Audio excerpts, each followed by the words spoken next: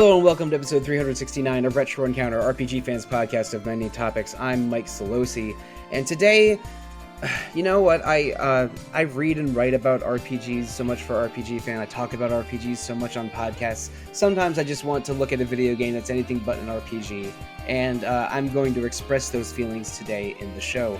Listeners, maybe you remember that we did 2 episodes about topics like this in the past. In 2022 and in 2019, we had episodes called This Episode Is Not About RPGs, where myself and other panelists talked about our favorite genres of video games other than RPGs. We're doing a similar thing today, but before I explain further, let's introduce the panel, starting with Tom Cox. Hi there. And Nick Mangiaracina. Hi, everyone. And making his RPG Fan podcast debut, Ben Love. Hi, everybody. Ben, Nick, Tom. I don't want to do a genre discussion today. Maybe genre will come up a little bit, especially about why we like things that aren't RPGs. But you know what? I think that most of the best podcasts are people talking about things that they're excited to talk about. So I ask each of us to, do one of our show and tell episodes and just bring in 2 games that we love very much, that are very important to us, that are not RPGs. So instead of a genre discussion, this will be an individual game discussion. And I'm looking at our pre-list here. I see puzzles, I see horror, I see straight up action in 2D and 3D. I brought a fighting game, of course. So I'm pretty confident that we're not going to talk about RPGs for most of this episode. What do we think about this topic? Are you excited to talk about it? Yeah, for sure. It's always fun to talk about the things you like, and it's nice to switch things up every once in a while. I thought it'd be harder to come up with 2 games, but after thinking about it for even just like 5 minutes, it was really easy to come up with some titles that really resonated with me that were outside of the genre. Yeah, I mean, I think it's funny to be my first time on a RPG Fan podcast, and I'm not talking about RPGs, but I really love the 2 games I picked, and I think it's good for everybody to get a chance to talk about things that are really outside our coverage, but that we really love and enjoy, since everybody's got such unique and different tastes. So I'm excited about it. Yeah, I mean, that's sort of the point. All of us do have unique and different tastes. And even though we work with a site called RPG Fan, all of us play video games and they aren't all RPGs. So I guess we can... I'll kick off a little bit first. I mentioned I brought a fighting game, and listeners, I'm sure you have some guesses as to what it is, because I've expressed my love for Capcom fighters for many different episodes and on social media, and I've also talked about SNK fighters a lot. I remember, I think the first time I really liked a fighting game was when I found there was an old Samurai Showdown machine at the arcade at the basement of a hotel that I vacationed with my family, like more than 30 years ago. And I've had different fighting game phases over the decades. I played an incredible amount of Soul Calibur 1, 2, and 3 in the first half of the 2000s. But I'm not doing any of those today. Well, technically I am, but I'm technically combining those 2 of those today. Capcom versus SNK 2, Mark of the Millennium, was an early 2000s arcade CPS2 hardware, I think, fighting game that was ported to the PS2 and other consoles. I really think it's the bridge between Capcom's, like the end of Capcom's weird versus fighting game era with Street Fighter 4, which sort of became their defining game for the second half of the 2000s. But CVS2 takes SNK character designs and Capcom sort of systematic technical fighting gameplay and combines both of those. Because I always thought that SNK had sort of some really great, compelling characters and beautiful animations, but Capcom fighters were almost always more technically competent and just fun at a moment-to-moment level. But so to have like Capcom mechanics, SNK characters, with a really brilliant version, because there's even 6 styles of meter and super management, which are called CAP and SNK, and by choosing which letter at the beginning, you can basically you can manipulate your super meter and special moves however you want. There's a custom fighter mode. The storyline is completely insane, where either Rugal absorbs Akuma's powers or Akuma absorbs Rugal's powers, depending on whether you have more Capcom or more SNK characters on your team.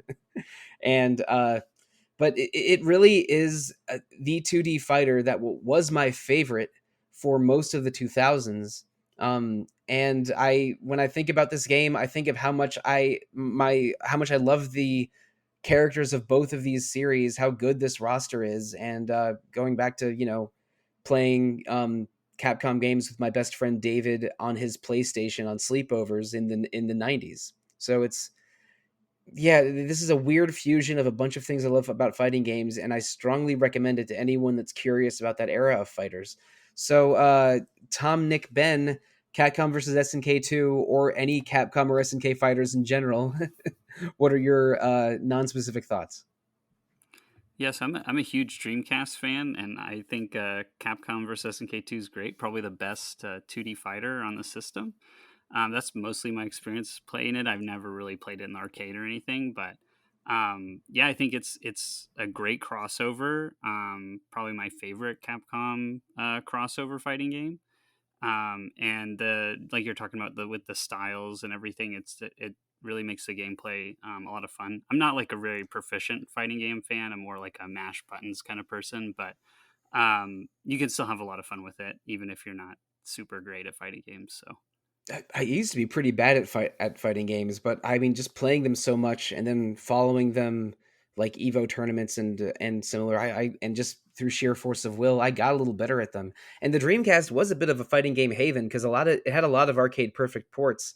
I mean, Soul Calibur 1 is brilliant on the Dreamcast. It has probably the best console versions of Street Fighter 3 Third Strike and Garou Mark of the Wolves, which are, I think, sort of maybe two better games than Capcom vs SNK2. But CVS2 is such a good versus game that throws so many ingredients into the pot and has something really fun and unique come afterwards. That I think I agree with you. I think it's my favorite of the Capcom versus games, even though I'm not going to say it's as good as Third Strike or Garou, because those are two legendary fighting games of that era. But yeah, Nick or Tom, do you know either of these? I haven't really. I'm not really much of a fighting game guy, but I mean, I'm a fan of SNK in regards to like Metal Slug. I didn't play the game, so I have no idea if there's. I'm going to assume there's no Metal Slug characters in there, but if there is, that's cool. But looking at the character roster, I mean, the only character I even recognize is Terry Bogard, so that will tell you as much as I know about this game. There's no Metal Slug characters in this one. I think there might have been a Metal Slug character in SVC's Chaos or one of the other weirder SNK ones. The new King of Fighters game has a Metal Slug stage that looks amazing. There is a Metal Slug tank in the background of one of the stages in CVS2, but no characters. That's a shame. Looking at the, I did a quick Google search. I mean, the sprite art looks awesome. Yeah, incredible. Yeah, it's SNK artists doing the. I think Capcom and SNK artists did the artwork and portrait artwork for the opposite series, but all the sprites are made by the Capcom staff that made this game, and some of them look great. I think they took Yun and Chun Li right from Third Strike, yeah, which was only about a year or two earlier, and that game is incredibly well animated. But they still have Morrigan's 1993 Darkstalkers 1 sprite. And oh boy, she looks awful next to some of the ones made for this game, or the ones that are lifted from Third Strike. But so and like a lot of it's straight from Alpha 3. Like I'm 99% sure that's where Honda and Blanca and those guys have their sprites from. But it's a messy game at times. But the CAP SNK groove system and the custom combo stuff, and I love so much about this game. Yeah, it's very much a everything in the kitchen sink approach to making a fighting game. And like you're talking about the sprites being such varying in quality, I think definitely kind of shows that. But it's super fun, and who doesn't love having a bunch of different characters from a bunch of different fighting games all thrown into the same game? I can't get enough of that kind of thing. So a huge roster. Yeah, I'm not. I forget the exact count. It's in the 35 to 45 range, I think. And I think this is also the last Rival Schools setting that we got from 2000 to whenever Tatsunoko versus Capcom happened, which is another good Capcom versus game that I thought about for this list, but then I realized no, my heart's with CVS2 for real. Uh, but that's enough talking about Capcom and SNK fighters. Although I probably could do an entire podcast just on those. But listeners, this is still on PS3 for at least a little while longer, and you can get good versions of games I mentioned earlier: Street Fighter 3 Third Strike and Garou Mark of the Wolves. Those are excellent, excellent choices to try out old uh, late '90s era Capcom and SNK fighters. But Ben, I don't see any fighting games on your list. What's the first game that you'd like to bring for show and tell today? Yeah, so the first game I wanted to talk about is Ape Escape 3, which, if you guys aren't familiar, is a 3D platformer on the PS2. Was developed by Sony Japan Studio. And are you guys familiar at all with the Ape Escape series? Oh, I got close to 100% on the first Ape Escape for PS1. That game's weird because I think it was the first game that required use of a DualShock controller. Yes, that's Y correct. Yeah, Yeah. use the face buttons to equip items, and then the right stick tapping in different directions to manipulate them, which gets a little weird at times, but it was ultimately pretty good. Like I really like Ape Escape 1, but I haven't played the others in the series. Yeah, they definitely. The first one was definitely made as kind of a showcase for what you could do with the DualShock, and that kind of twin stick control scheme that you're talking about, where you actually use the items or tools that the character has, like aiming them with the stick and everything. Not a lot of games would really pick that up, but it's something that continued with through the whole series. And you're right that like Ape Escape 1 on the PS1, it feels a little stiff. The controls are a little stiff. The movement of the character and the jumping and the controlling your gadgets with the right stick can feel a little stiff at times. But with Ape Escape 3, the controls are a lot more fluid. It's kind of the final refinement of what that style of gameplay would be like. So that's kind of why I picked it. I also really like this game just because of the kind of kooky theme that it goes with. So Ape Escape 1 is more like a time travel theme. You go back in time and there's like dinosaurs, or you go forward in time and it's the future and there's robots and all that. And Ape Escape 3 takes a like film and TV kind of theme to all the levels. So the setup is that Spectre, the villain from the first game, who is controlling all the monkeys. He is trying to take over the world, and he figures out that humans are like obsessed with TV and movies. So he gets all of the Peepo monkeys to start filming like different shows and movies of different genres and stuff, and then he takes over a satellite and starts broadcasting it all over the globe, so he can like take control of humans' minds through the television. Now, listeners, as well as Nick and Tom, in case you aren't aware, this is a game where an evil monkey like turns on a genius button on his helmet and frees all the other monkeys in the facility, gives them super smart helmets, and you have to run around and catch them with a giant net. And catching Yes. all the monkeys in each 3D platformy stage is the crux of most of the game. But you also have a lot of gadgets and tools that let you solve puzzles and lure the monkeys into your traps. It's like I think the first Ape Escape is a really, really great early 3D platformer. It's probably 99 or right at 2000 maybe for the PS1. Mm-hmm. And again, it was the first game that required use of a DualShock. And sometimes it makes sense because like you tap the right stick in one direction, that's where you swing your net, or you move around with the left stick, and your right stick controls your remote control car that can go under gaps to activate buttons and stuff. But Ape Escape 3 it's a smoother, more refined version of this, you say.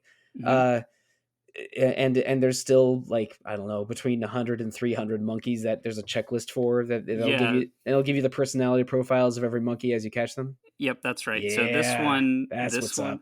one, so this one actually has over 400 monkeys. Sweet Moses. Oh my Yeah, gosh. there's a ton. And in this one, so a typical thing in the Ape Escape series is the monkeys are wearing different colored pants, and you can tell from the color of pants what their AI behavior is going to be like. Yeah, how So it's the danger pants system. I'm aware of this. yes. So, like yellow pants are kind of like the standard monkeys. Blue pants are the monkeys that are like scared of you, so they'll run away even if they just catch sight of you. And then the red monkeys are the aggressive monkeys. So these monkeys have like machine guns or rocket launchers or all kinds of weapons and stuff. Often they wear sunglasses too. And Yeah, so the black Naturally. and the black and red pants are the ones most likely to have machine guns and sunglasses. yeah, yeah. So in this game, because the monkeys are all, creating different TV shows and movies to capture the minds of the humans on Earth, they're wearing like they still have the pant, colored system and everything, but they're all a lot of them are wearing like different costumes that correspond to their roles in the movies. So you get a lot of like fun, little like allusions and references to different like film and TV things. So there's like all kinds. Like there's one monkey that comes out of a well in one stage, and it's like the girl from The Ring. There's like a monkey wearing a Jason Voorhees mask in one of the stages. And in different parts of the stages. So usually the stages will have like one theme, and it'll usually be around either one genre of film or a particular film. So let's say you might have there's one level that's based on the Titanic. And so, you'll be going through like icy, tundra area, and then you'll get on the big ship that's sinking into the ocean and all that. But then they'll have little like different references and stuff built into the stages. So there's one stage where you're going through like a big space station that's like the Death Star. But in one corner, there's like the like fallen Statue of Liberty, and then there's like a people monkey like falling on the ground in horror, and it's a reference to Planet of the Apes at the end where he like sees that he thinks he's on a different planet or whatever, and it's really Earth in the future, and the apes have taken over.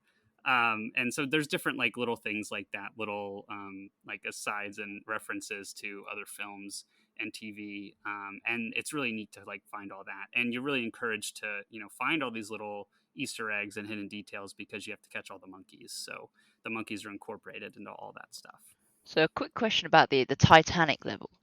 Mhm. Did they figure out whether Jack and Rose could have both fit on the door? Yes, so there is a reference to that. There is like a one monkey that's like sitting on like a floating like platform or whatever, and then the other monkey like sitting in the water. And then if you catch the one on top, the other one like swims away, and you have to get in the water and catch them. So they I guess they said no, but also he didn't freeze to death. So And knowing these games, you have to like catch one with the net and then hit one with your boomerang to stun it, and then like yes. freeze the water in front of you to get to it, or some nonsense. Like I mean, the first one had I think 8 items. Hmm. And I'm sure later ones have more, but the way that they cleverly combine platforming with this wide variety of items they give you with monkey catching can get very, very silly. And this is sort of a game that's aware of its silliness.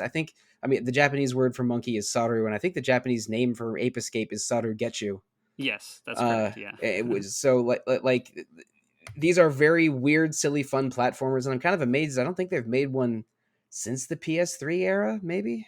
Yeah, so the last like one that you could this was the last like mainline game was Ape Escape 3, and that came out in Japan in 2005 and in the West in 2006. So after the PS3 was like either already out or like right about to come out. But there wasn't another one after that that kind of took the. They also made some party games. One of those came over here called Pumped and Primed, and then the one after that was called it's like Million Monkeys, and it kind of mixes the mainline style of platforming and monkey catching with the like party game style. So it has multiplayer, but you still are mostly catching monkeys. The stages are a little smaller, but there's more of them, and there's some like other like RPG elements a little bit to that Oh, one. that's But that one interesting. never got localized, unfortunately. It was announced, and then like basically it got canceled somewhere down the line, and they never did anything with it.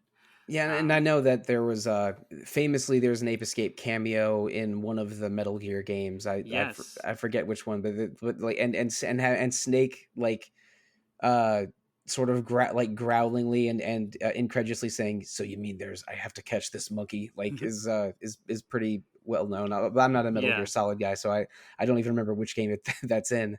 Yeah, I'm glad you brought that up actually because Ape Escape 3 also has a Metal Gear Solid cameo Ah, in it. okay. So one of the things that's in every Ape Escape game is like mini games that you can like usually like you collect through whatever collection system the game has, and then you can play them. Sometimes they're multiplayer.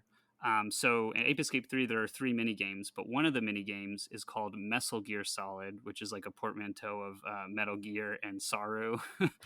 Oh yeah, and the And solder. Yeah, that makes sense. yeah, And this mini game is actually like a fully featured like miniature Metal Gear Solid game. So when you start it up, it has its own title screen. It has its own like saves and everything separate from the main game. It has codec conversations between Campbell and the professor from Ape Escape 1, and then also between Snake and then the Peepo monkey that you're playing that is like impersonating Snake. So he's like dressed as Snake, and there's conversations between him and Snake on the codec where the monkey doesn't talk, but Snake talks to the monkey and like gives him pointers on like how to approach the Oh, level. jeez. Yeah, and it has like 10, I think there's 10 levels in that mini game. And they're short, you know, you can probably finish each level in like 5 minutes, 10 minutes maybe. And But if this is a game with a lot of movie references, maybe they maybe like it's set in a monkey version of Escape from New York or Escape from LA. If they really want the movie references carrying to crossover with Metal Gear to reach their logical conclusion. yeah, so it's a really like fully featured mini game. So if you like, I mean, I think even if you're, 3D platforming is not really a thing, it's definitely worth it if you're a huge Metal Gear fan, just to, it's a huge like, mini game for Metal Gear, and like really an interesting addition, that you wouldn't normally see in another kind of game. So, and it kind of shows that kooky kind of zany spirit that the game has, that they're willing to like go full bore and have a whole miniature Metal Gear game with monkeys in it. Yeah, I only know the Metal Gear portion of it by reputation, and the only Ape Escape game I know very well is the first one. But Yeah. I genuinely love that game, and I'm glad that they at least carried it to one excellent sequel a few years later. But it Yeah. has been a while since we've had a proper Ape Escape game. I'm curious if Sony would ever bring it back, but I don't know. Maybe we're more likely to see a Knack 3 than an Ape Escape 4. Yeah, there was some talk, like they launched a Twitter account where they were teasing some Ape Escape stuff, and I think it was 2019, and then Uh-oh. they had like a bunch of little tease, tweets where it was just like it would be like a photo, like a real photo, and then there's like a monkey somewhere in it, like hidden or whatever. And then that went for like a year, and then nothing.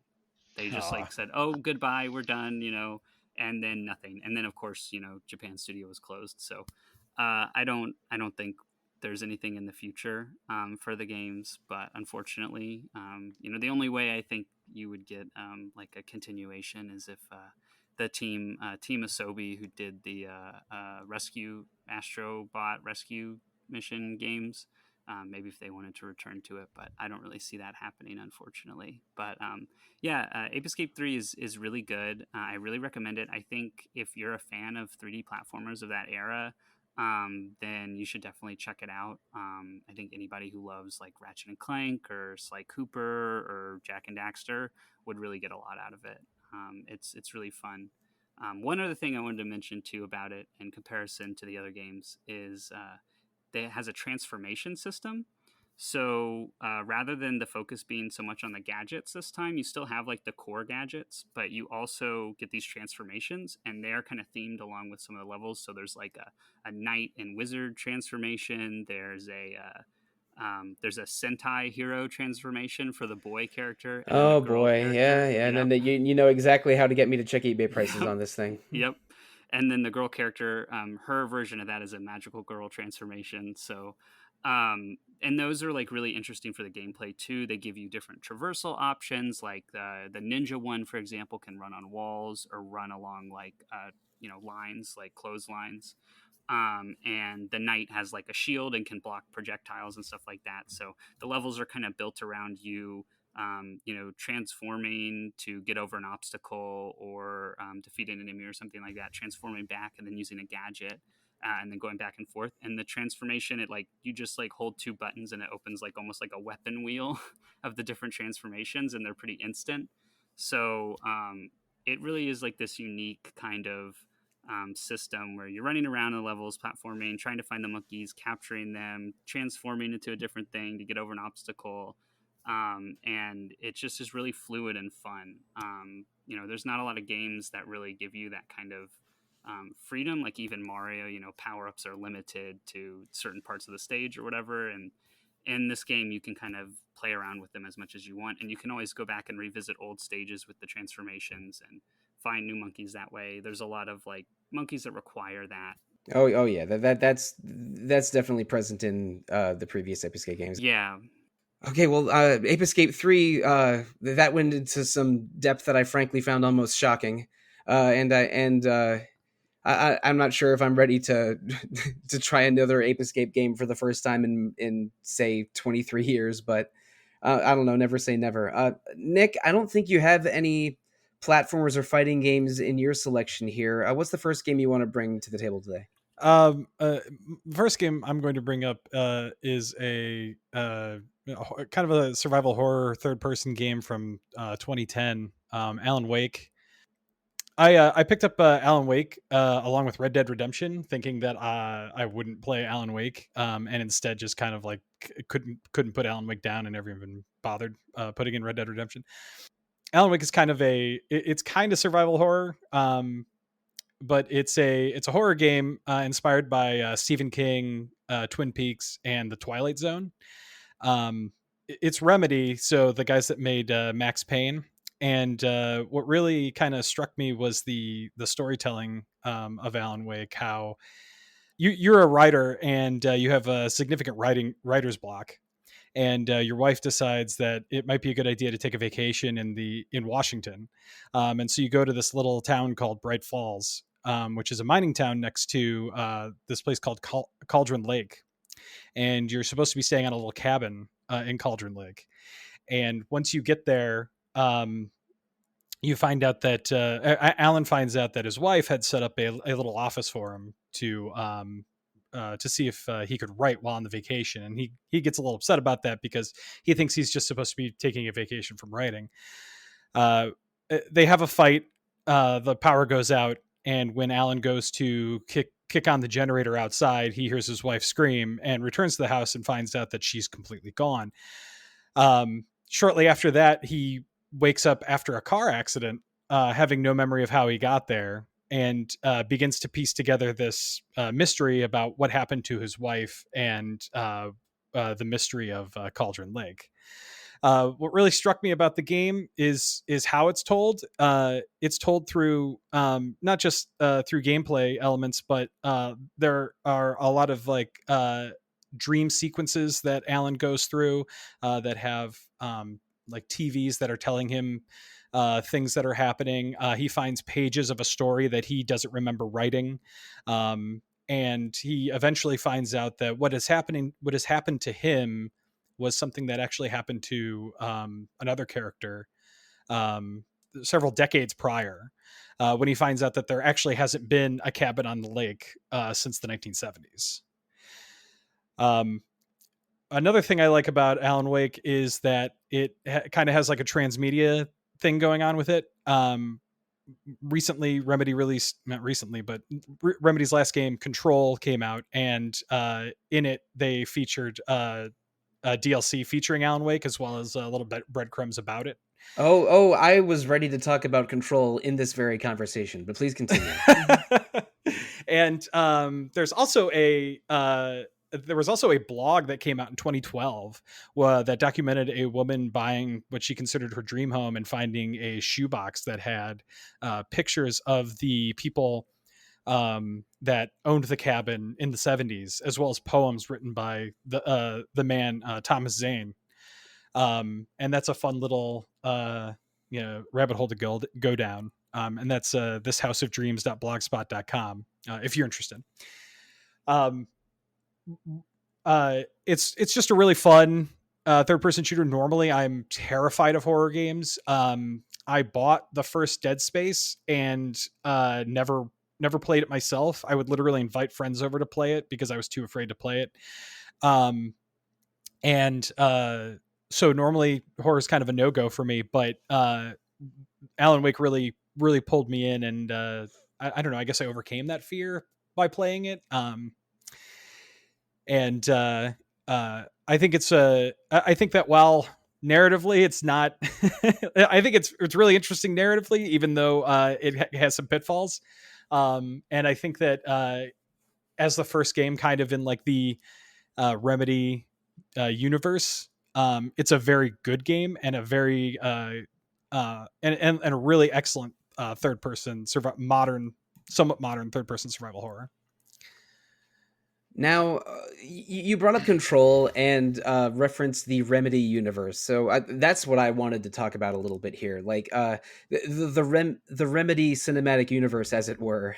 Remedy's been around for over 25 years. They developed the first couple Max Payne games with Rockstar, but I think with Max Payne 3 onwards, they've been all Rockstar. But then Alan Wake was all them. Quantum Break was all them. That's a game that's in sort of an action adventure game where you get time travel powers. I think it was exclusive to Xbox One, but I could be and PC. Oh, is that PC as well? Okay, Yeah. that makes sense. And then and they also made Control a couple years ago, and Control was probably their most successful game. It's about like a hidden bureau of the American government that examines sacred objects or haunted objects or supernatural objects. So there's like there's like a level where a fridge with interdimension powers is going haywire and stuff, and it's and it sort of balances this very corporate environment with this very supernatural focused gameplay. And you get a bunch of psychic powers and Control as well. But there is a notion of a connected universe between Alan Wake, Quantum Break, and Control that is hinted at often. Alan Wake got a remastered version a year or two ago, and I think Alan Wake 2 is happening soon. Yes. I know people have mentioned it, but I'm not enough. I haven't played Alan Wake, and I'm not very connected to the Remedyverse, so I haven't followed the Alan Wake 2 news much at all. But I thought Control was one of the dopest games of the time it came out, like early PS5 or early Xbox Series X era. I own it because it was free on PS Plus at one point, and that thing is incredible. It's I don't think it goes as full what's the word I'm looking for? Like psychological, slightly supernatural, unsettling horror like Alan Wake does. It's a little bit more big bang boom explosion with that, but it really does feel like a more video gamey version of the X-Files or something and in a way that was really compelling to me and got me more interested in Alan Wake Remastered, which came out a little bit after Control, although I never really tried any of that. So especially since Control 2 is confirmed to be happening and Alan Wake 2 is happening very soon. Do you think we should dive deeper into the Remedyverse? Yeah, absolutely. So you touched on a few things. Quantum Break, which also did something very interesting where they essentially had a television show go alongside of it. So cutscenes in that game were like 15 to 20 minutes long. And they hired actual like Hollywood actors to play in the cutscenes. And then Control, where you have you play I believe her name is Jessie McFadden, and she becomes the new director for the Federal Bureau of Control, and the entire game takes place in the oldest house where all of that weird shit is happening. And then you find Alan Wake as a altered world event, and then there's even a DLC in Control where Jessie helps out Alan Wake. And yeah, I would say that finding the Alan Wake stuff in Control after having played Alan Wake and loving it for so long was I was ecstatic. I was so excited. And the fact that both games are getting a sequel is extremely I mean, it's going to be. I'm hoping it's very gratifying. I'm hoping both of those kind of interweave with each other, and we're left with a very satisfying. I don't want to say conclusion because I have no idea what Alan Wake 2 is going to be like, but I'm hoping that the two intersect in a very satisfying way. Well, if there's leveling up and damage numbers, then we can send Jono and Mike some messages and see if we can get some review codes in our hands. But Tom or Ben, have either of you played Alan Wake or other games in the Remedyverse, which is a term that I'm sure was invented a decade ago, but I'm embracing for the first time today? Unfortunately not. I am, when it comes to horror, my tolerance is incredibly low, and one look at Alan Wake tells me that I would not make it to the end of that game. Control, though, it seems slightly less on the spooky side, and that is definitely a game I'd like to give a go. I recently built a new PC, and I think that would definitely be like quite a cool game to check out on with ray tracing and stuff. Yeah, I've played Alan Wake and some of the other Remedy games. I'm a big fan of the Max Payne series that they kind of got started with. So, but I think Alan Wake is a really good like entry point into horror games if you're someone who doesn't play a lot of horror games. If you find that like older horror games have more like clunky or difficult controls to wrap your head around, Alan Wake is, you know, from a studio that makes really refined, fluid third-person shooters. So you kind of have a lot less of those control issues or quirks with Alan Wake. So I think it's definitely like a good one to start with if you want to get into horror games. And the story's pretty good and the atmosphere is really good, like you guys are saying. So yeah, it's a great one. I regret to inform you, Ben, that I think you're the only member of the horror superfan club here. I'm in the somewhat scaredy cat group alongside Tom and Nick. I played Until Dawn for the first time a couple of years ago, and it took me like, or actually probably only 1 year ago, and I think it took me like 3 weeks just because the Asylum freaked me out so much in that game. I've played Until Dawn as well, but only because I played it with friends. I couldn't It's a have good done that on friends my game. own. Yeah, that's I the mean, best way to play it. I've played both The Last of Us, and those games probably took me like a good like 10 hours longer than it should have because I just had to keep pausing the game to calm down. I think I liked The Quarry more than Until Dawn, specifically because there was more comedy and action and winking at the camera in it. But both those games are good. But we're not here to talk about that version of horror exactly.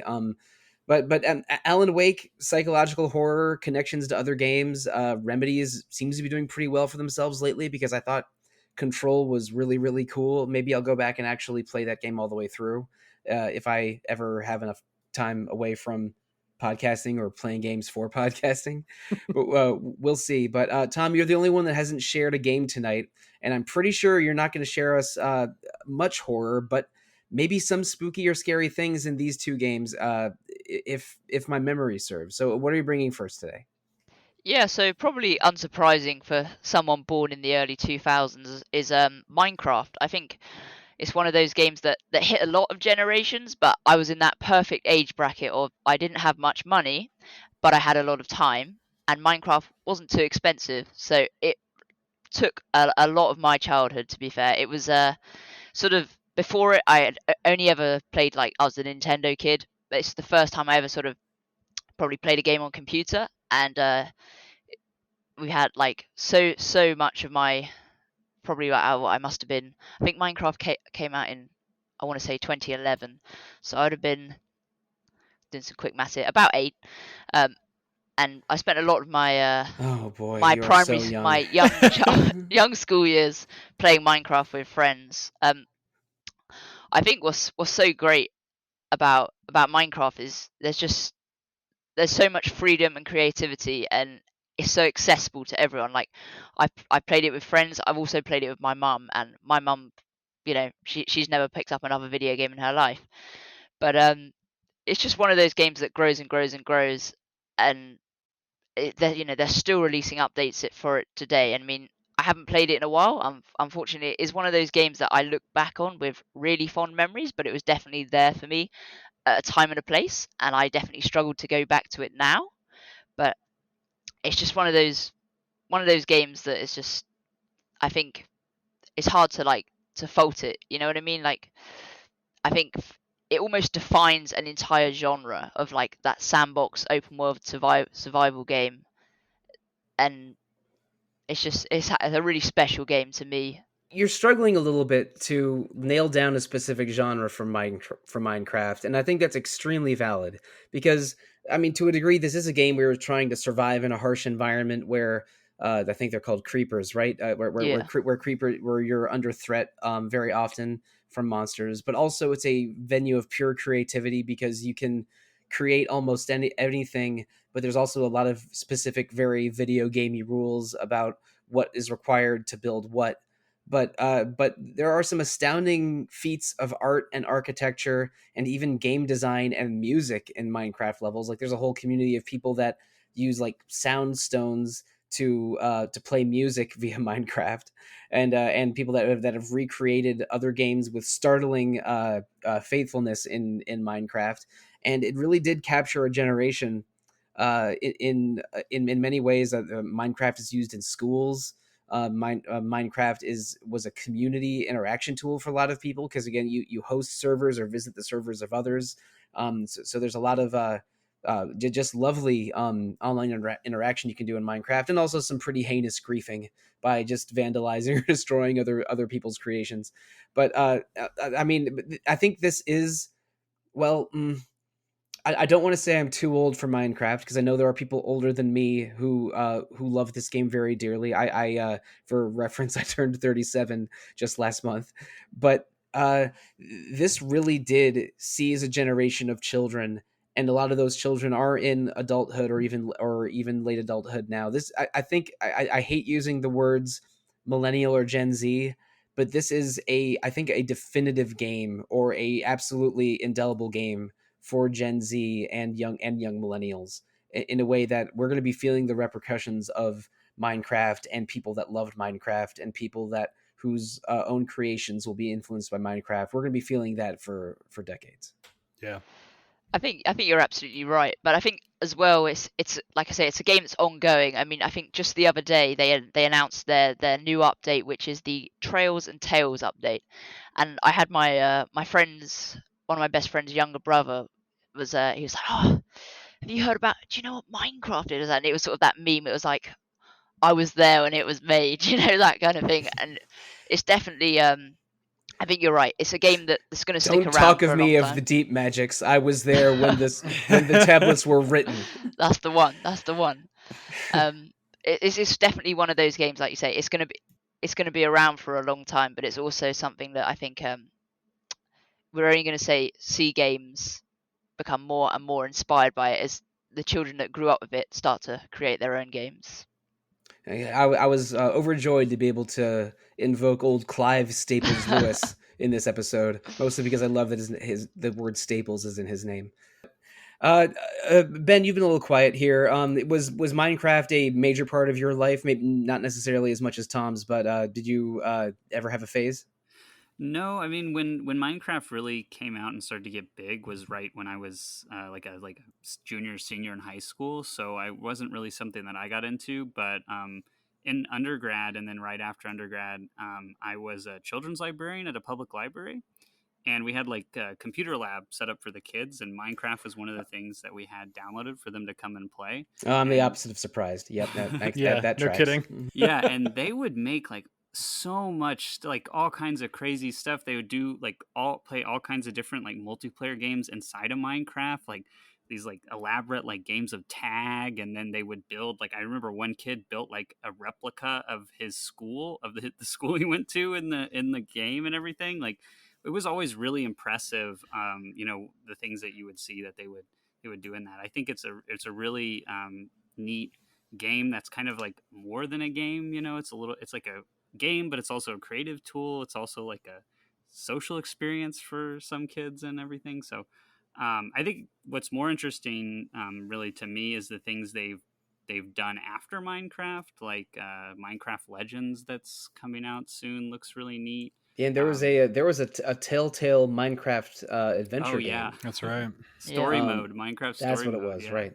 And then is it Dungeons as well? Minecraft Dungeons? Yeah, Minecraft Yeah, Dungeons. Dungeons. See, action RPG one. Yeah, Yeah, it's like a action Diablo. RPGs and adventure games are more my speed than what Minecraft actually is. Because I even shy away from sort of hyper creative focused modes in games that I do love. Like I'm one of the biggest Dragon Quest fans I know, but I'm not a Dragon Quest Builders guy. But if you're exactly the right kind of person or exactly the right age to love Dragon Quest and Minecraft, then Dragon Quest Builders is like something maybe you wrote in your diary several years ago. But uh, Minecraft probably deserves its own episode of, or you know what? There's probably 1,000 podcasts out there just dedicated to Minecraft because it really is a phenomenon that was a game and became more than a game. That the only thing you could compare it to is phenomenons of a similar influence, like maybe a Fortnite or a World of Warcraft. Even though those two games seem incredibly dissimilar from each other, like those two and Minecraft were genre defining and generation embracing games. But regrettably, I have played less than an hour of Minecraft my entire life. I tried it once and was a little overwhelmed and went back to playing. Oh, I don't remember what I was playing at the time. Let's say it was Monster Hunter Freedom Unite for the PSP. But yeah, Minecraft is more than just a building game and more than just a survival game. But we've all gone into a little bit of what it is. But I don't know. I'm wondering if I should never think about Minecraft again or give it its own episode later this year. I could go either of those directions. You can bring me back on for that one. All right. I will make sure to not accidentally unfollow you from Twitter in the next few years. But okay. In the interest of not turning this into a Minecraft episode, we're going to move on a little bit. It's my turn again, and I'm thinking when I was trying to think of games to bring to this episode, I was examining how my tastes and preferences in video games changed over the decades. I was very strictly into like just action games when I was starting out in video games. Then I discovered RPGs with Final Fantasy II for the Super Nintendo, which I became aware years later is actually Final Fantasy IV. And then I became RPG obsessive. I started getting into sort of 3D character action games in the PS2 era. And now I play more genres of video games than I ever did when I was younger. But I remember there was a time where I sort of rejected the idea of open world action games because I figured that they were too open also meant they were too uninteresting. And I even feel that way, or at least used to feel that way about certain 3D Zelda games. But I'm not here to talk about Zelda. I want to talk about one of the open world action games that got me more interested in the genre than maybe any other did, and is one of my favorite PS3 games to this day. Ben mentioned earlier Sly Cooper and Ratchet and Clank and Jack and Daxter. Well, those three companies, Naughty Dog, Insomniac, and Sucker Punch, went on to make a lot of different kinds of action games in the 2000s and beyond. And Sucker Punch, which most recently came out with Ghost of Tsushima for the PS4 and 5. In the PS3, they came out with a couple games called Infamous, in which they're both set in open world cities. You're a bike messenger or courier that is that in an accident gets electricity superpowers, and the rest of the game is you solving crazy superhero conspiracies with your electricity powers that let you fly and zoom and magnetize and explode all around the city. And the first Infamous games, you get these powers. You fight someone with powers like yours named Kressler. Kressler turns out to be you from the future, who decided to give himself powers earlier and harden you to the realities of living with superpowers, so you could fight the super villain that defeated him in the far future.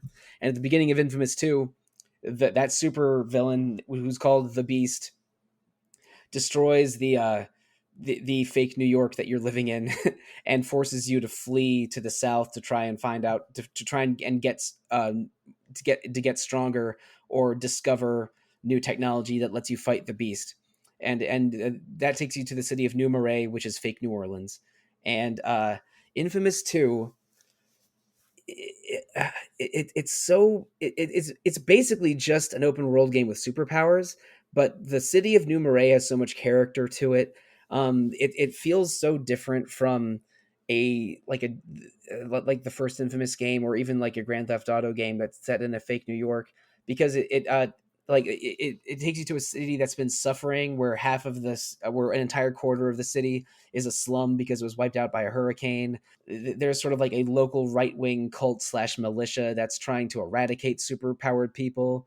But also you're trying to you're cooperating with a secret government agency that's trying to stop the Beast. There's so much going on in this game that I think of New Marais and this game with incredible fondness. And it's hard to explain without getting into a lot of story spoilers, but there is a good evil karma system in this game, and it's maybe my favorite good evil karma system ever. Not because it does anything interesting mechanically. If you solving crimes and saving people gives you good karma. A lot of wanton destruction and killing innocent people gives you negative karma. The good karma powers are a lot more stuns and some ice powers, and the bad karma powers are a lot more explosions and and some fire napalm kind of powers.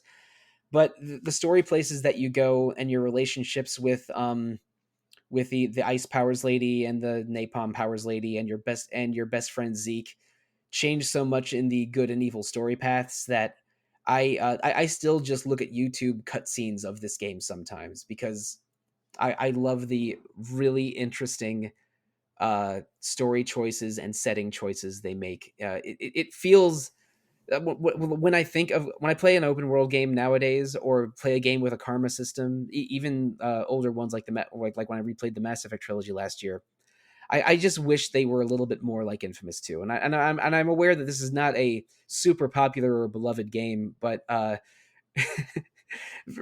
for some reason I got really attached to this open world thing, both for the amount of freedom it gave you and for the story things that it did, and the act, just the abilities that you had in this game. It even had DLC that was like New Orleans vampire DLC that let you like search for vampires disguised as civilians and drain people's blood to restore your energy. It got a little out of hand.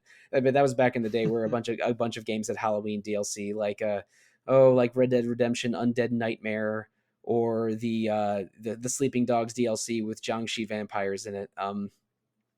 That was a fun era.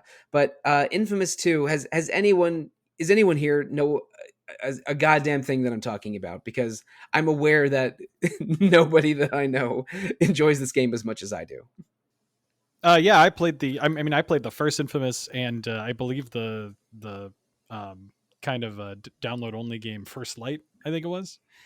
Yeah, First Light is that's the DLC for the PS4 Infamous game, Second Son, isn't it? Second Son. Then Last Light, maybe it's relate. I think it might be related to Second Son, but I think it's a standalone game. Yeah, there's a First Light, which was you play as Fetch, which is a character Yes. from Second Son. Yeah, Yeah, yeah. okay. Second Son is the third Infamous game, and First Light was DLC with Fetch in it. Yeah, her powers are neon light related, basically. Right. So yeah, Yeah. So I didn't beat Infamous 1, but I can see I see what it did well. And I always kind of liked that series, especially when compared to its contemporaries at the time, like Prototype. oh yeah, but Prototype was like body horror Infamous. Yeah, pretty much. Yeah, I've played Infamous 2. It's really the only Infamous game in the series I really like.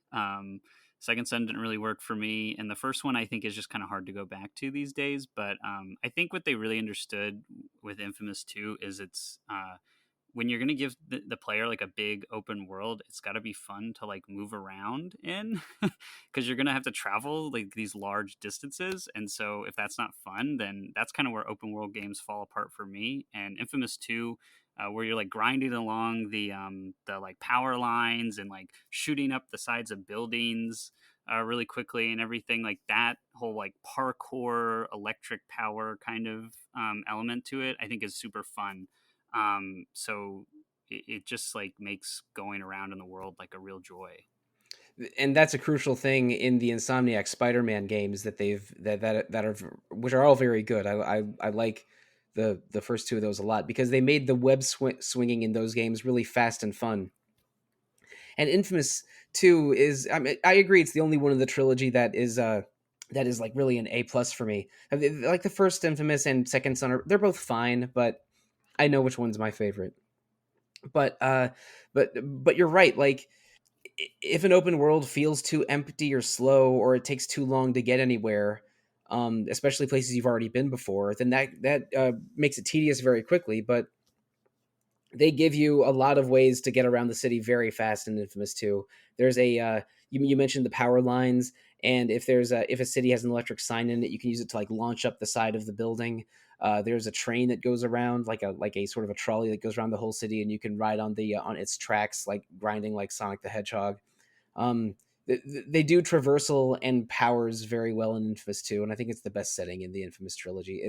I'm not saying go back and play all of them. I'm saying go watch some videos about Infamous 2 and maybe track it down if you're interested and have a working PS3.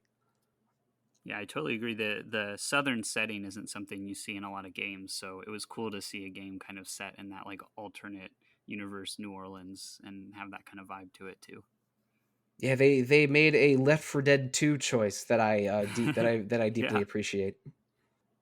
But well, if you're interested in an open world superhero action game nowadays, you probably are going for those Spider games. Excuse me, those Spider-Man games I mentioned, or maybe the upcoming Wonder Woman thing, or oh boy, I'm a little bit worried about Suicide Squad Kill the Justice League after the last video that we saw of it last month. No, it But looked great. Well, there's a Wolverine game too coming out, I think, yes, Yeah, right? there is Wolverine looks that. good.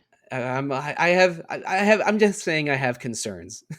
But Infamous 2 is great, and I probably should stop being a fake Sucker Punch fan and finally play Ghost of Tsushima before too long. But I'm playing a different samurai game right now that maybe we'll talk about a little bit later. But Ben, uh, during the Alan Wake discussion, you mentioned how much you enjoy horror. The other game on your list is a little bit more horror themed than Ape Escape 3. You care to tell us about it? Yeah, it's probably about as opposite from Ape Escape 3 as you could get. So my second game is Silent Hill 2. And Nice. I think it's probably one of the most classic games in the horror genre for sure. What words haven't been said already about it, so I'm not gonna spend too much time going over all the intricacies and stuff of that game. But I think the thing that really makes Silent Hill 2 stand out to me, both from other games in the series and from horror games more generally, is that it's really focused on telling a narrative about the characters and their trauma, and then how that trauma affects them and manifests in their psyche, and then uses the world of Silent Hill to kind of as a metaphor for the trauma and the things that they've gone through, which I think is a really I think it's handled really well. Games don't typically deal with really intense subject matter like Silent Hill 2 does in particular. You're dealing with concepts like domestic abuse and um, terminal illness and guilt and shame over the lack of being able to save somebody that you care about. So I think that it does a really great job of putting you into the shoes of James, the main character, and kind of taking you through as you travel through the town of Silent Hill. Kind of, it's not just that you're going through the place, but you're kind of going through his mind and reckoning with his feelings about his dying wife and everything, in a way that I think most games don't really get that deep about the internal psychology of the characters and the impact that those kind of dark or depressing things can happen. I mean, how many JRPGs start with a town getting burned down and their whole family dying, and then okay, now we're gonna go fight the bad guy and we're off on a journey, and you don't really necessarily always see like what is the impact of that on the characters. And that's something that Silent Hill 2 is really concerned with, and I think that's why it's a classic and one of my favorite games for sure. Now, we've already established that I am a crying widow baby when it comes to horror games. So I know Silent Hill 2 by reputation, of course, but have not played it myself. But when I hear discussion about horror games where, and I hope this isn't spoiling anything inadvertently, where basically some of the enemies in the game were apparitions, or the main characters suffering caused them to hallucinate, or where a twist where it was in his head all along. Like sometimes people will roll their eyes and say Hill 2 did it first, which is not exactly what happens in Silent Hill 2, but it's basically a game that that portrays a character experiencing trauma in a very powerful way that few games or perhaps no games have depicted as successfully since. And I've heard a lot of people talk about how much they love Silent Hill 2. Oh shoot, James Stephanie Sterling is one that is a very prominent voice in video Yep. games that comes to mind. But and it's considered an absolute classic of video game horror, but I haven't played it because I sometimes deliberately avoid classics of video game horror. But one last question for you, Ben, before the discussion continues: do you have an offline PS4 that is that you are refusing to update because it has a copy of PT on it? No, unfortunately, Oh, rats. yeah, I had to relinquish my my copy of PT with my old PS4. So you know, I don't have that anymore. But yeah, PT is it was really great. It would have been cool to see, you know, Kojima's take on what Silent Hill could be. Unfortunately, we won't see that. But you know, there is a remake of Silent Hill 2 coming out. I'm actually not very excited about it because I'm not a Oh huge yeah. fan of the developer Yeah, that's Yeah. working on that it. developer made a slightly less successful horror Yes. game a year or two ago. I With remember some people. interesting takes. Yeah, it talk about the opposite of Silent Hill 2. It tries to go over some of the same subject matter that Silent Hill 2 does really well, and I think does it really poorly. So I think it's another reason why Silent Hill 2 still holds up today is that you really haven't seen a game tackle those themes as successfully as Silent Hill 2 did. So And listeners, for the uninitiated, PT was a horror game from around 10 years ago. It stands for either playable teaser or playable trailer. It was a horror short game that had a bunch of very complicated hidden puzzles in it that were eventually solved by the online community. And it was revealed to be a game called Silent Hill or Silent Hills, perhaps, with Hideo Kojima and Guillermo del Toro involved in its development. But after that project fell apart and was canceled, PT was removed from the PlayStation Store, and PlayStation Store updates removed it from people's machines as well. So people that love PT would deliberately like disconnect their PlayStation 4s from the internet and keep them separated so PT wouldn't leave their machine, which sounds insane, but is also maybe one of the strongest arguments I've ever heard for video game preservation in the modern era. So yeah, yeah, absolutely. if you want to play PT nowadays, you either need to get to some very creative pirates or know someone that has an unconnected PS4 with that game on it. So yeah, that was, I remember experiencing that news cycle as it happened. Was a wild ride. Yeah, absolutely. Ben, have you ever seen Jacob's Ladder, the movie? Yes, yeah. So yeah, Oh and boy, yeah. There's another podcast I listen to that refers to those twist endings as either Jacob's Ladder scenarios or for the hospital drama fans out there, Saint Elsewhere scenarios. Mm. Yeah, I yeah, forget the kid's name in Saying Elsewhere, but it's all in his head. yeah. In Silent Hill 2, the developers, you know, they talked about Jacob's Ladder a lot as an inspiration. So, if you're a Silent Hill 2 fan or a horror fan in general, you've never seen that movie, I would definitely recommend it. Same. I really Jacob's Ladder is a favorite of mine, and the original from 1990, not the one that Oh recently yeah, came not out a the few years ago. remake. No, Oh, no, no. That's horrible. The remake's horrible. oh boy. I mean, how many horror remakes do we actually like nowadays? But Nick, I don't think you're bringing another horror remake to the show right now. I swear my next transition won't be about making fun of horror anymore. I promise.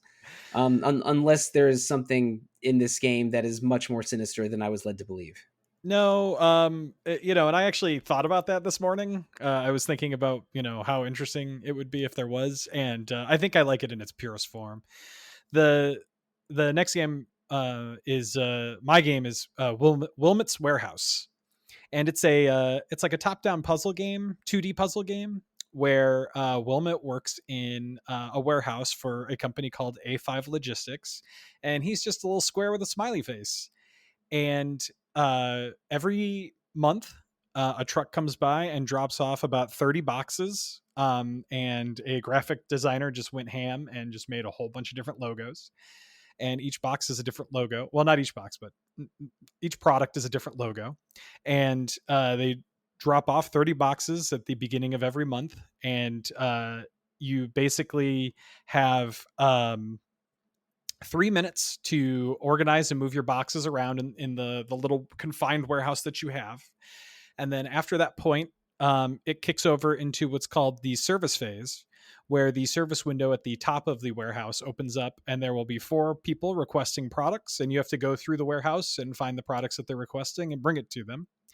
And if you do it in a timely manner, you will be given stars that you can use at the end of the quarter for upgrades. So you're just a little box, and you're going over to other boxes that are very colorful and have logos on them, and picking them up like a grid, like the whole game's on a grid. And then you're just kind of organizing them so that when people ask for boxes, you can easily go get them. At the end of every quarter, you have a stock take, which allows you unlimited time for organization, as well as the ability to buy upgrades. And there are upgrades like the ability to rotate the blocks. So you're a block and you go and you pick up 4 blocks to your left. If you have the rotate upgrade, you can hit R1 or L1 and it'll rotate right or left.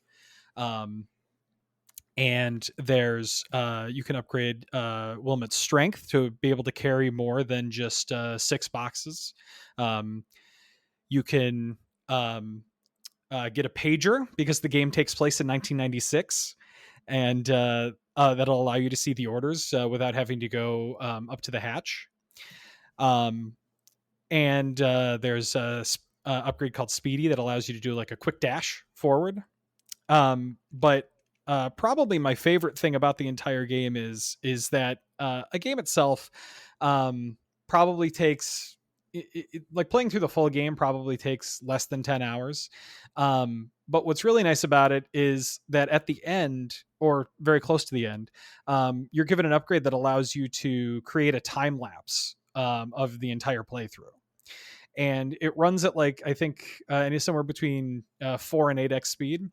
But it allows you to export it into an actual video file. So you can just kind of watch your entire playthrough, your little Wilmot, like running around the whole playing area, organizing boxes and bringing orders to the front. It's very cute. That's my favorite thing about the puzzle game John Wick Hex, where which is a game I wish was better than it actually is, but after you sort of finish the level, there's a playback function that lets you see John Wick conquer the level just as you did in real time. That's a feature I wouldn't mind seeing in other games. Oh, that's so cool. A similar feature in Katana Zero. So you go through the level, and at the end, you watch it back on the security tapes, and that's really cool. Oh, that's a fun way to incorporate that. I have not played Wilmot's Warehouse, but I am aware of it because, again, this is going back into other content creators I enjoy. Vinny Caravella, formerly of Giant Bomb, talked about Wilmot's Warehouse for a couple weeks on the Giant Beast Cast, which is a podcast. And I think I could be misremembering this. I think they were playing it on a tablet, and he was playing it with his son. So is this game on? I mean, it sounds like a game like this. Maybe playing it on a touchscreen could really work. But Caravella really likes games about sorting or industry. Like he plays a ton of Factorio and similar games. But this is basically a puzzle that gamifies managing goods in a warehouse, and I work sometimes alongside people at my workplace's warehouse, and this seems like more fun than actual forklifting to me. 100%. 100%. And it does have a split screen 2-player co-op, and it wouldn't surprise me if it was available on tablets. It's a very simple looking game, as well as very simple, gameplay wise. I don't want to mislead people. I could be misremembering that it was on tablet, but I'll do some background Googling. Please continue. That's kind of it. I had always been kind of aware of it, but it released in 2019, and I didn't get around to playing it until around 2020 after I got my Xbox Series X. I got to play it on Game Pass, and it consumed my life for a while. I say that a run takes you about and it's not like a roguelike or something like that. But uh, the amount of there are about 500 different products in the game, so just 500 different logos on boxes, really. But you can only see 200 of them per run. So the max you will unlock when you play through a game is 200, but there are 500 total. So I wanted to see all of them, and so I just kept playing. Well, actually, coincidentally to you, Nick, I also played this in 2020, and at the time, I played it over the that summer sort of COVID period. I was actually working in a warehouse, so people probably thought I was mad because I went to work, moved my boxes around, shipped them off, came home, and did the same thing. But you're right in it. It's one of those games that you can, you know, almost because it's so short, you can just play it over and over and over, and it's definitely like, it's almost like it sounds quite stressful when you describe it, but it's actually quite relaxing, quite cathartic in a way. Yeah, there's a very zen kind of just relaxation, like you said. It's very relaxing to play. You're just putting, you're organizing it in a way that you want to organize it. You're finding better ways to organize it over the course of the game. It's a little stressful when you get new boxes, when you get new products. You get 4 new products at the end of every month. Yeah. But so that's 12 per quarter, but it's not, it sounds stressful, but once you kind of get into a groove and you get an idea of how you want to set up your warehouse, it's just very satisfying. Yeah, I think if you have sort of that sort of OCD itch, it can really help you scratch that. Yeah, Nick, what stood out to me is you said it's set in the 80s or 90s. Well, so it says that it starts in in the top left, it'll show you like the year, what month it currently is, and like how many months you have left to play. And it's just, I don't know why, but it starts out in January 1996. Oh, that's interesting for such a. I looked up some screenshots of it for such a minimalist puzzle game to be set in a specific time period and Yeah. make rule sets or something based kind of restricted by that is so interesting. Yeah, the deep technology lore behind Wilmot's warehouse. Yeah, the only thing that really stands out about it for being 1996 is that pager upgrade. I did do some background Googling. This game is playable on iPad and other tablets. The Apple Store version is $5, and the Steam version, which is playable on tablets, is $15, which is pretty reasonably priced for a warehouse organization puzzle game that is as good as it looks and sounds from everything I've heard about this game over the past couple of years. And we even have a real live warehouse worker here to confirm its to confirm its integrity and accuracy. It's also a really beautiful game. It is, yeah. The colors are very vibrant, especially on the black background, and Wilmot just being like a white square with a face. But also the animations for Wilmot's face are really cute. He kind of has like a smirk on his face normally. But while you're pulling boxes, he kind of has a determined look on his face. And if you grab too many boxes, he gets like a little sweat coming down the side of his face, and he looks really, like he's really struggling. There's just a lot a lot of work that really went into it, and it looks great as a result. But is Wilmot actually imagining all of this because of his traumatic accident that happened in 1995? And really, this entire game is in his imagination. So the DLC, no. Okay. All right. Absurd crossovers aside, Tom, the last game that you brought to us does not have a crossover or a sequel yet, but people are so thirsty for the one that we've heard of that I think we've talked about it on RPGFan podcasts several times before. Alana and Jano are huge fans of this game as well as you, and I played it for the first time last year and can confirm it's a certified banger. So, Tom, the floor is yours. Yeah, so Hollow Knight. Yeah, so I think when I was sort of making my list, Hollow Knight was immediately I knew that was on there, but I had to think what is so there's a lot of Metroidvanias out there. It's probably one of the most popular genres in the indie space. But what makes Hollow Knight so much better? Well, not saying everyone other one is rubbish or anything like that, but what makes Hollow Knight so good? And I think what what Hollow Knight does different from a lot of Metroidvanias, in my opinion, is the world building is brilliant. Like, you play a Metroid game, and yes, the world's interconnected, but it feels very it feels very level based. Whereas Hollow Knight sort of, it does the Dark Souls thing of like, there's a lot of lore if you want to find it, and it encourages you to explore more than other Metroidvanias. And I think that that helps to create a world that feels not just interconnected, but also like it would exist whether the player was there or not. And I think that's something quite powerful in a game, and something that is hard to get right. I think as well as that, on top of this like incredible world, it has its, like Dark Souls, it has this difficulty, and there's sort of like these like extreme highs when you've been up against a boss for like encounter after encounter, and you finally do it, you nail the pattern, and you get it down. And I actually after after not playing it, I played it back in 2019, so I've had a little bit of time recently, and I thought, you know what, I'm gonna play it again. And just going back to that world, it's like I already know what I'm uncovering because I've done it before, but it's still like the magic is still there, and it's like it's one of those games that is just it's hard to fault it. Everything is brilliant. Like the soundtrack, especially when you come into like the main city, the City of Tears, it's just it's just so good. I think you know, if someone was to put like a name your top 10 games, like Hollow Knight, without without a doubt, like top 5, I think it's just, it nails everything. And then like you say, like there's so many of us waiting on Silk Song, and I mean every event it's like, oh, will it be there? Like the recent PlayStation event, it was like, oh well, technically if you're in Australia, it's on the anniversary of the game's release date, so like it's got to be there, right?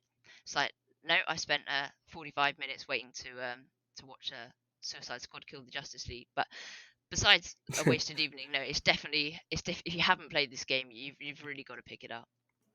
What a bummer to Yeah, expect Hollow Knight 2 and get the Suicide Squad game. I was like, oh, it's all right. They'll have one more thing, won't they? And then it was like, and that's all for today. I was like, There are people on social media who at every Nintendo Direct Indie and every one of these PlayStation showcases, and probably more events that I'm not thinking of, are mention hoping that to see Silk Song there. if you look at the chat in almost any of them, it's just like Silk Song, Silk Song, Silk Song. Yeah, and you mentioned that this game had an Australian anniversary. I mean, this game was developed by Team Cherry, which is based in Australia, and Yeah. we've and there's not a ton of Australian video games out there, but they've had a bit of a moment the past 4 or 5 years. Untitled Goose Game and Artful Escape and Unpacking, which is Unpacking, yeah. yeah, well, yeah, Unpacking is another. I didn't know you were such a huge fan of games about sorting and organizing boxes, Nick. But all those. Yeah, those are all Australian, and but Hollow Knight really is special. We've had this conversation behind the scenes at RPG Fan before, whether we should cover Hollow Knight or not, and all of us basically acknowledge we love this game, but it doesn't have enough RPG elements to be covered for the website, which is a little annoying to me because I would love to see an RPG Fan official review of Hollow Knight or Silksong in the future, but mechanically it's deep, and because your little knight is a very agile, vaguely bug shaped warrior, but and there's a lot of customization you can do with with attacks and heals and jumps and agility, and there's a and the environment is this beautiful navigable 2D space that again vaguely resembles like underground ruins, but also a bug like hive in a way, because this is a civilization of bugs, but it's also sort of dark and gothic in a way. It's really interesting, and the soundscape, which Tom alluded to, is sometimes very atmospheric and dark, and sometimes energetic and fun, almost like like a Mega Man track. I love the waltz like music that plays in the Hornet boss fights. Oh, that is, I think, probably the best boss fight of all time. I actually replayed it today, and it just feels like a dance. Hornet 2 is such a dope boss fight. It took me several tries. I had to go back and upgrade my sword because I was just simply not doing enough damage to her. But oh man, like the entire game isn't quite as good as that fight, because that fight is one of the best parts of the game. But this game has great navigation, great exploration, great atmosphere, awesome boss fights. Uh, Sometimes it gets very, very challenging, and there's optional boss fights that makes it even more challenging. If Hornet 2 or the final boss are too easy for you, you can fight souped up versions of several of the bosses by using dream powers to fight dream versions of several of the bosses in the game. This game is for the Souls fans, for the Metroidvania fans, for the challenge hounds, for the fans of games with fascinating lore, fans of just 2D intense action that wants a Castlevania game with better jumping and striking mechanics than a 1990 Belmont strut. But I played Hollow Knight for the first time last year. People had been bugging me to play it at least since 2018 because I think that's when it got its Switch port and a new spike of popularity. I finally got around to it in 2022, and I was upset it took me that long because this game is dope. I did not 100% it, not even close, but I am considering revisiting it because it's that fun and that good. Yeah, I think one cool thing about Hollow Knight in comparison to like some other Metroidvanias, like you were talking about, Tom, is that it has like really hard platforming. Like you've almost got Yeah, like Path Super of Pain. Meat Boy style like platforming sections in it. And a lot of the more modern Metroidvanias don't really focus as much on that. So that really makes it feel a lot different than a lot of the other games in the genre. So yeah, I think Ben's absolutely right. It's a game that almost it brings together lots of different elements from all your favorite Metroidvania games and sort of delivers in one like whole package that it really is, in my opinion, like the pinnacle of the genre. And if you haven't played it yet, you really owe it to yourself to give it a go. Excellent. Well, Tom, I know you're looking forward to Silk Song. I think it looks like all four of us are. Um, and that got me thinking sequels, crossovers. One of the games I brought, Capcom versus SNK 2, is already a crossover. I mentioned what would it look like if Wilmot's Warehouse was really like Wilmot acting out his trauma in a way similar to a Silent Hill game. Before we go into the end of the episode, I want you to take the two games you brought to today and tell me what a combination of them might look like. Like we're theory crafting here. Tell me a game or even a mini game or a game within a game of how you would envision the two games you mentioned today combining. I'll go first to maybe give you an idea of what I have in mind. I love Infamous 2's open world. I love the characters of Street Fighter and Fatal Fury and King of Fighters.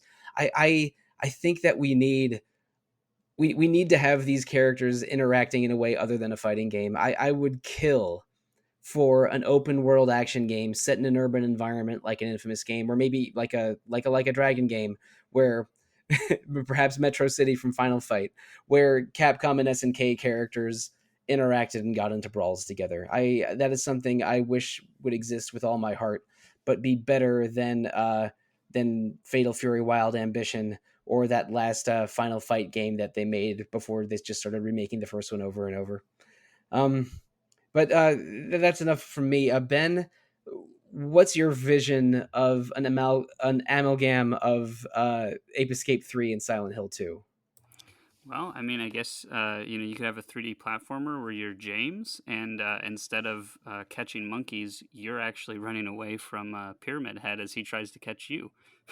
So that How, might how, be a how would you interesting. complete a level? Or do you die, or what Is it a happens? precision platformer? Yeah, yeah. I mean, I think you switch back between the Silent Hill world and the other world, and jump to different platforms and try to get to the end or get to a safe room, or I don't know. It would be interesting. That sounds like the SAX sequences in Metroid Fusion. Yeah, a little bit. Yeah. But Nick, how would Wilmot's Warehouse and Alan Wake somehow combine? I think it's kind of like your the dark presence comes and can only be defeated by certain types of products, and you have to navigate through the warehouse that you've been organizing to find those products to throw at the dark presence to get it to go away. Oh, you work in the warehouse of the Bureau from Control, and Perfect. you have to get the right tools or items for the director in time. Otherwise, you get swallowed into a hell dimension. Yep, that's it. I think we just made $1 million. Yep. Call us Remedy. Tom, what's your $1 million idea that could combine parts of Hollow Knight with parts of Minecraft? I think that's a fairly difficult one, because I think, like, obviously Minecraft is so much about making your own, whereas Hollow Knight is definitely like the world is crafted almost to perfection. But what I do think you could bring over from Minecraft, what might be quite fun, is you already have like the notches and in like the in Hollow Knight that you Oh can no, like. I was hoping we would avoid mentioning Notch on this podcast. But you already have like so your upgrade paths from there. But if you were to bring the enchantments from Minecraft, and maybe you could change what your nail does for certain bosses and stuff like that in Silksong, I think that'd be quite an interesting avenue to go down. Yeah, there is a little bit of because your weapon's called the nail in Hollow Knight. There is some nail upgrading and customizing you can do in Hollow Knight, but it's pretty light. It's always the same shape and arc generally. But yeah, there's more they could do with weapon customization in Hollow Knight. That's interests me. But anyway, thank you, Nick, Tom, and Ben, for playing my silly game and sharing with us a combined 8 games that aren't RPGs for today's episode. And thank you, listeners, for putting up with us for close to an hour and a half. This is Retro Encounter, RPG Fans Weekly podcast and many topics, and we went for a topic that's pretty outside our usual wheelhouse for this episode. I hope that you are at least a little curious about one of these 8 games after listening to us, because it's very unlikely that most of our audience has played all 8, because we hit a lot of different eras and genres and characters and companies, even different continents in this episode, which is not what we usually do. But thank you, Ben, Nick, and Tom, and thank you, audience. But audience, if you're interested in the future of Retro Encounter, let's talk about that a little bit. We're doing 2 episodes on Like a Dragon Ishin, the very samurai game I mentioned earlier today, coming next week and the following week. I'm enjoying it a lot, so I can tell you at least that part 1 is going to be a very positively toned episode.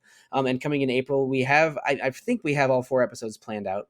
We're doing 1 episode on fan translation projects, 1 episode on Persona 4, one of my favorite late-era PS2 games, and 2 episodes on Lost Odyssey, an Xbox 360 RPG that is going to be the game journal of April. So please look forward to Like a Dragon Ishin, Lost Odyssey, Persona 4, and fan translations over the next 6 weeks. But listeners, if you have questions for us about any of those things, or horror games I should never play, or fighting games I definitely should play, the best way you can reach out to us is to email retro@rpgfan.com.